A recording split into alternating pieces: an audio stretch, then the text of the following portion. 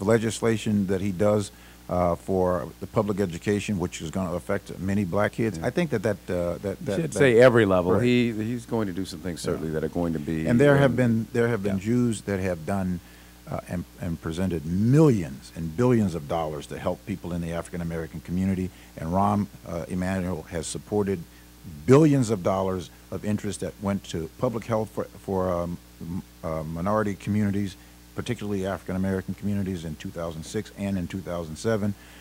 So, you know, that was a political ploy, and they never gave any specifics to the dollar amount. But the dollar amounts that we know that he's put into the African American community has been in the billions for that public he's health put. and You're education. saying in Congress, legislation, absolutely, in Congress. And as to the question about voting against the Congressional Black Caucus 128 times, I don't know, and I don't know if the Congressional Black Caucus is always in step with the Democratic Party, the majority of the Democratic Party. But and I think that's one of the arguments he makes.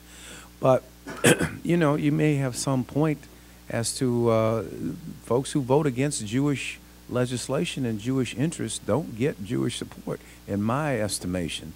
And to Mark's comment, the Jewish community has done a lot for black people, especially during the civil rights era. But you know, it's my opinion that the Jews were struggling at one time, just as blacks were struggling for equality, struggling to be admitted into certain clubs and this and that, and having all the benefits that the non-Jewish white community had. And to me, to some degree at least, once they arrived, I don't know that I don't want to say that they became less involved with the black struggle, but they were certainly there in the beginning. But I don't think they were as engaged. The Jewish community was engaged as much as they were at one time with the black community. Well, That's the just my opinion. Jewish community has been engaged, and they were seriously engaged in President Obama's campaign.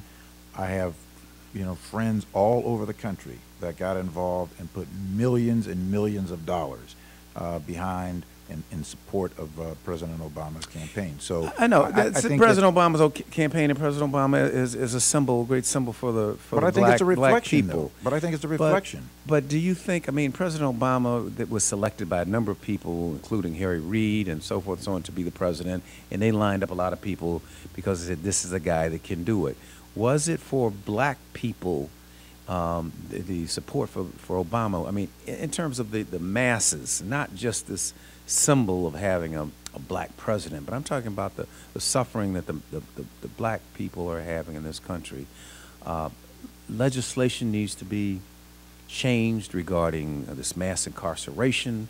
There are a lot of things that need to be done other than just a black president who many people argue that he's with the bankers and he's with this and he's falling in line with all the other folks and Clinton and this and that. And, yeah, but let's remember that mass incarceration because of 3 strikes you're out rule. Was that Clinton. was a huge bipartisan. And that was Clinton. Over 400 congressmen. Well, sure, it was and senators. bipartisan. Absolutely, that was Republicans will vote for it any time. Absolutely, 10 days a week. Okay, folks, we have run out of time. I'm Attorney Ernesto Borges. And I just got to say, I'm having a seminar on the 10th with Reverend Archbishop Lucius Clay. Mark that on your calendar, March 10th, right out here on the south side. But we are the Borges Report, here with Mark Wallace, myself, Ernesto Borges, and Bill Busters. And please join us every Sunday at 9 a.m. right here on WVON. And I guess that's the way of the world for this episode, this segment of the Borges Report, Sunday, February 27, 2011. Join us next week. Thanks. Have a great day. Stay involved.